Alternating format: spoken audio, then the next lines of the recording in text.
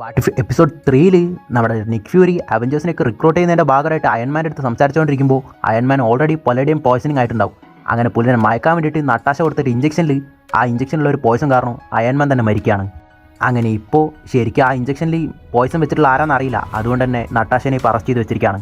അങ്ങനെ നട്ടാശനെ അറസ്റ്റ് ചെയ്തിരിക്കുകയാണെന്നെങ്കിലും ആരാണ് ശരിക്കും ആ പോയ്സൺ വെച്ചിരിക്കുന്നതെന്ന് മനസ്സിലാക്കാൻ വേണ്ടിയിട്ട് നട്ടാശയുടെ കയ്യിൽ തന്നെ ആയുധം കൊടുത്തിട്ട് നിക് ഫ്യൂരി അയക്കാണ്. അതേസമയം ഇപ്പോഴായിരിക്കും തോർ അൺവർത്തിയായിട്ട് ഭൂമിയിലേക്ക് വന്നിട്ടുണ്ടാവുക. അങ്ങനെ പുള്ളിയുടെ മിയോളറെ തപ്പിയിട്ട് തോർ വന്നിരിക്കുകയാണ്. അങ്ങനെ അവിടെയുള്ള മൊത്തം ഷീൽഡ് ഏജൻസിനെ അടിച്ചിട്ടിട്ട് നമ്മുടെ തോർ പുള്ളിയുടെ മിയോളർ എടുക്കാൻ വേണ്ടി പോവാണ്.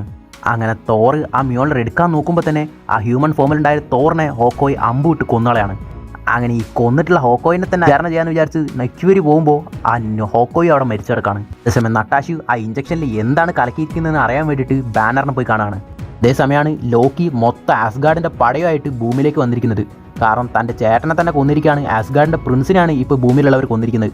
അതുകൊണ്ട് ഭൂമിയിലുള്ളവരെ റിവെഞ്ച് എടുക്കാൻ വേണ്ടിയിട്ട് മാത്രമല്ല പവർഫുൾ ഫ്രോസ്റ്റ് ജയൻറ്റ് വെപ്പൺസുമായിട്ടാണ് ലോക്കി വന്നിരിക്കുന്നത്. അങ്ങനെ നിക് ഫ്യൂരിയാണ് ലോക്കിയുടെ കാലും കയ്യിലൊക്കെ പിടിച്ചിട്ട് തോറിനെ കൊന്നിട്ടുള്ള ശരിക്കുള്ള കൊലയാളി ആരാണെന്ന് കണ്ടുപിടിക്കാൻ വേണ്ടി ഒരു ദിവസം ടൈം വരാൻ വേണ്ടി പറയാണ്. ആ ടൈമിലായിരിക്കും നമ്മുടെ ജനറൽ റോസ് ഹൾക്ക് ബ്രൂസ് ബാനറുള്ള സ്ഥലം അറിഞ്ഞിട്ട് പുള്ളിയുടെ അടുത്തേക്ക് പോവുക. അങ്ങനെ പുള്ളി ഹൾക്കായി മാറാണ്. അങ്ങനെ ബ്രൂസ് ബാനർ ഹൾക്കായി മാറിയതും പെട്ടെന്ന് ബലൂൺ പോലെ വീർത്ത് പൊട്ടിത്തെറിച്ച് മരിക്കുകയാണ്. ഇതൊക്കെ ചെയ്തിട്ടുള്ള കൾപ്രറ്റിനെ നമ്മുടെ നട്ടാശ കണ്ടുപിടിച്ച് ഫ്യൂരിക്ക് കോൾ ചെയ്ത് പറയുന്നതിന് മുമ്പ് തന്നെ ആ കള്ളപ്പന്നി ഇവളെയും കൊന്നുകളയാണ്. പക്ഷേ ആ നിക് ഫ്യൂരിക്ക് ഇവൾ ലാസ്റ്റ് ചെയ്ത കോളിൽ ഹോപ്പ് എന്നുള്ള ഒരു വാക്ക് മാത്രം കേട്ടിട്ടുണ്ടാവും. അങ്ങനെ ഹോപ്പ് എന്നുള്ളൊരു ഗസ് വെച്ചിട്ട് നിക് ഫ്യൂരി ഹോപ്പിൻ്റെ കല്ലറയിൽ പോയി നോക്കുകയാണ്. അപ്പോഴാണ് നമ്മുടെ ഹോപ്പിൻ്റെ അച്ഛൻ ഹാങ് പിങ് ആണ് ഇതിന് മൊത്തത്തിനും കാരണം തന്നെ മനസ്സിലാവുന്നത്.